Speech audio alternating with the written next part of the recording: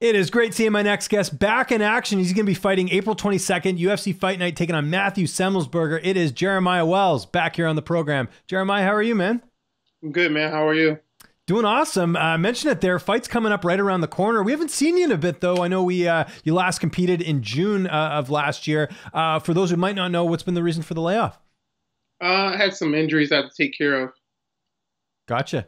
Okay. So right amount of time off then, or were you trying to get in there a little bit sooner? Yeah, right around. I mean, yeah, it worked out all right.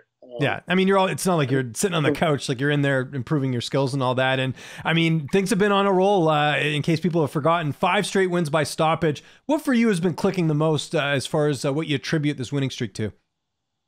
Um, just, just improving more. Just being well-rounded and patient. You know, Yeah. just letting my skills speak to itself for itself. Do you also feel it's like an iron sharpens iron type thing? You're camp man. You guys have been killing it. Yourself, Sean Brady. You've got Joe Pfeiffer. Like there's just and I know guys coming to the gym too, like Neil Magny. Do you feel like that has also kind of elevated your game a bit, just getting the variety of training partners? Yeah, absolutely, man. Yeah, them guys are all helping me out. Yeah, like Randy Brown, a couple other guys that's coming from out of the woodworks. Yeah. Good. Okay, that's cool. Let's talk about Matt Semelsberger. One thing I was curious, were you guys familiar with each other, or did you know much about him? Because I know you both fought in CFFC. No, he didn't. I don't know. I don't think he fought when I on the CFFC when I was in there, but he'd been around the regional scene. I heard about him. I really never ran into him. Okay, fair enough. Now that you have looked him up, how do you feel like you match up against him here? Oh, match up great, man. I think he fought one of my teammates. A 155er. He fought him at 170. Okay. That I think about it. But how I match up with him, I match up good with him. It's gonna be a good fight. He brings it. You know, he brings pressure. Also, I bring the pressure, so it's gonna be a collision. You know. Yeah, I agree. I kind of look at this fight as like one that's like the winner, especially however they win, kind of puts you in the rankings or at least close to it. Do you kind of look at the same way? Because you guys are both very good fighters that probably should be ranked. Yeah, absolutely. A couple people have been telling me that too. So it's like I got one shot, you know. Yeah. So I give it all I got and make sure it's in my hands and no one else's. Yeah, that's great, man. I mentioned your training partners there. Obviously, the time we're recording this, you got Joe fighting this Saturday against Gerald Mershard. Who you mainly been working with as far as bodies in the gym, helping you get ready for this fight?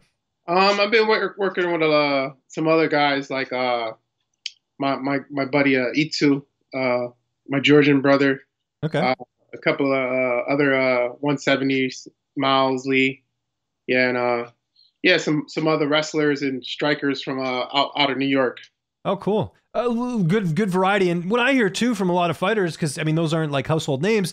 It's nice to get that different push because sometimes you get guys that are, trying to prove themselves, trying to make their mark. They'll give you that good push. Do you kind of find that? Yeah, absolutely. I've been working with like a lot of tall guys because this guy's a little taller. So yeah, That's been good. yeah. Some other kidding, Manny Maradas. Yeah, nice little tall, so like 6'1" and up. Oh, So cool. Okay. So we're working with bigger guys. And anytime you hear about the Georgian fighters, I mean, you look at like Murad Really a few weeks ago, they've been killing it across the board. I don't know what's in the water over there, but they've been doing quite well. So yeah, they're tough. They keep coming. They keep the pace up. yeah, that's good. And when it comes, is that just one of those things where your coach just kind of, trying to bring guys in, or do they come to the gym? How does that work? Because obviously that's not your job, but how do guys come to your gym?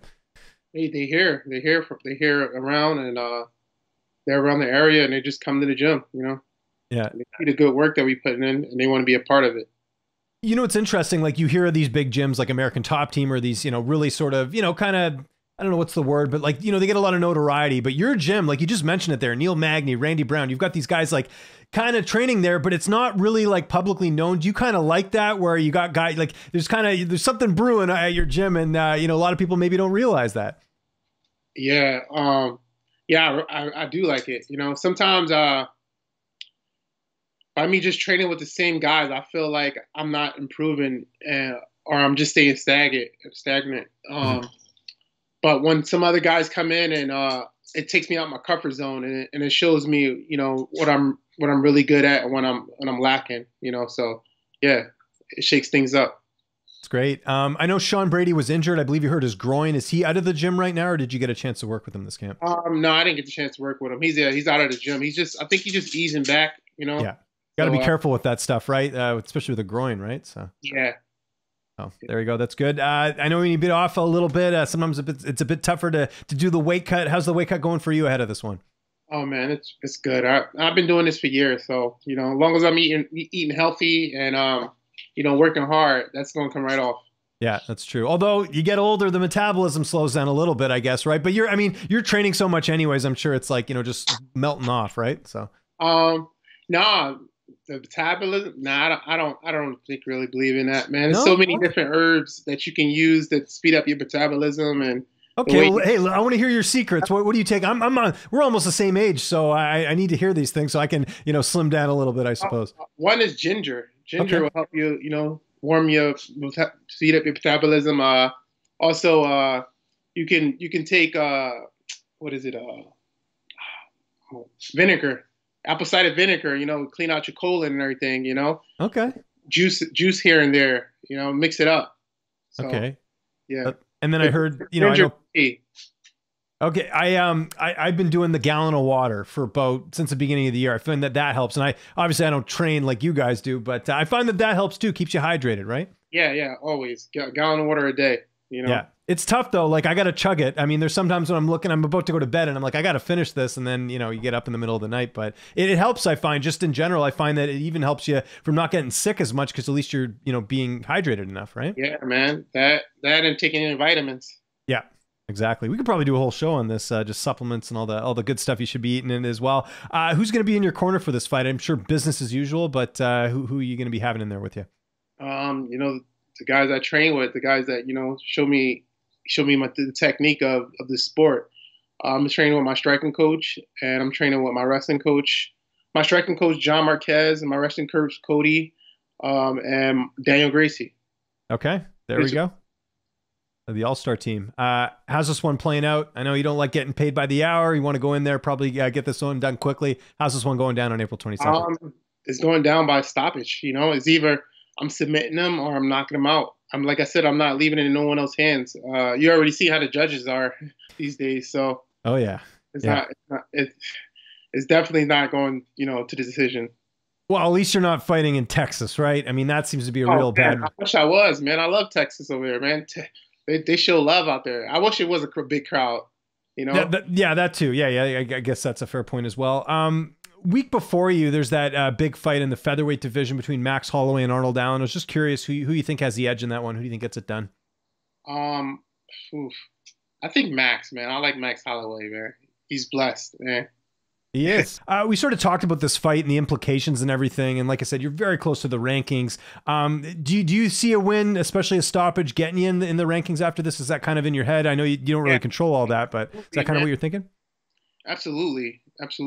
I put him out in fantastic form, like how I always do. Put a show on, a good show, like some oohs and ahs, like I always do, and which I will. Yeah, they're gonna put me in top 15, hopefully. Yeah. Okay. And you kind of see this as like a big year for you. You got a good winning streak. Like I said, good opponent here. I mean, we're like, do you feel like this is a year where we're going to see you fight some of those bigger names in the weight class, the ranked opponents? Is that kind of in your head? Not looking past April 22nd, but kind of looking ahead as to what could be ahead for you with a big win here. Yeah, man. I'm hoping to get out here unscathed and try to fight the next month. You know, fight in Jersey. That's right. Oh yeah, that's right. Yeah. Close to home. That's home. And then I'm trying to get on that John Jones card too. Why not? Okay, there we go. So keep active. I mean, a lot of fighters want to fight 3 times a year. I guess for you, just because of the layoff and stuff, maybe. It's just the injuries. I'm sorry. Yeah, just the injuries. Yeah, for sure. No, I get it. And then I was just going to ask you, like, you know, obviously you got a lot going on with training and all that. Downtime. What's that looking like these days? You getting any Netflix time or video games or anything? What have you been up to?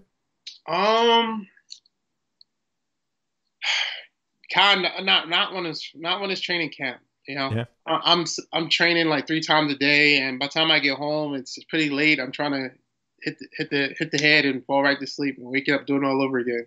Yeah, no, I know, not much time at all. And remind me again how many more fights you have in your contract. I was trying to remember that.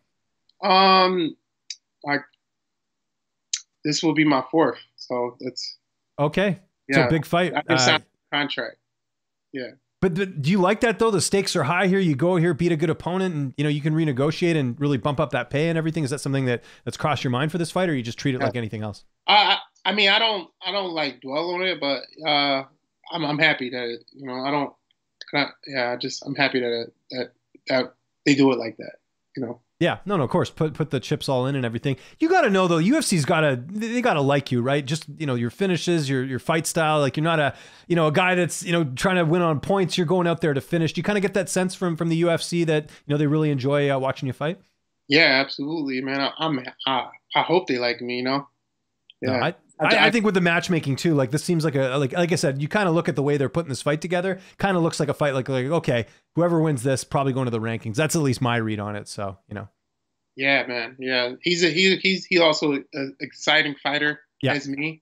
He don't have that much finishes, but he tried to, Yeah. Like I don't see I didn't see no one hit him hard like how I'm going to hit him, and he'll realize that once I touch him.